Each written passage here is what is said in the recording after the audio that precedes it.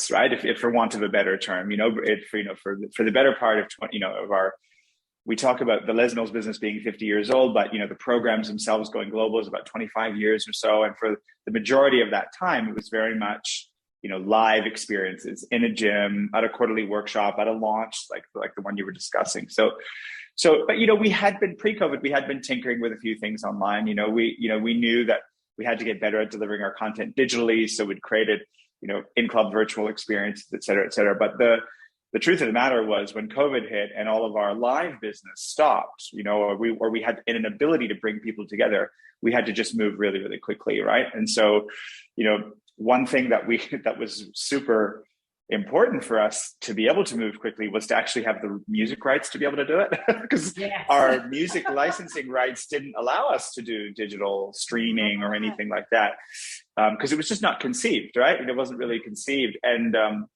credit to the team, our music team who are based in New Zealand, who worked really, really hard, really, really quickly, and got us the rights to be able to actually teach classes online, right? So then we super quickly developed a lot, the ability to live stream the classes, and what are the rules around that? How do we teach the instructors how to do it, and all of that? And then as we realized, hey, this is going to go on for longer than 6 weeks, we pretty quickly moved into delivering our instructor training online. So, we tried and tested and learned from testing, because, the initial thought was, that's not possible. How can you possibly teach someone how to teach a Les Mills class online? Well, it turns out you can, right? Yeah. It turns out you can. It's just a different mentality and a different way of approaching it. Then came, okay, well, we're not going to be able to run quarterly workshops. So how do we, and that's, our quarterly workshops are the events where our instructors come together once a quarter to learn the new release, but also to network with each other, right? And to network with their peers so that they can then go out into the community and teach the classes.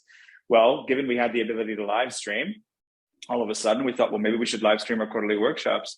And we did that and have been doing that for the last 2 years, and actually not quite 2 years, doing that for about the last year and a half. And, along the way, we've learned what works, what doesn't. Fancy backgrounds don't work, but white backgrounds do, for example, because actually the instructors just want to see sharp arm lines and the clear outline of the instructors. We've learned that, all kinds of stuff, really. We've learned about camera angles. We've learned about digital fatigue, as I'm sure we're all, across that. And, as we come into this, we're certainly not in the end of COVID. I don't think anyone would say we're at the end of COVID, but we seem to be coming to a period of time where we're now going to learn to live with it. We want to see a return to live as soon as we can. So yeah, we really had to, quickly move digitally.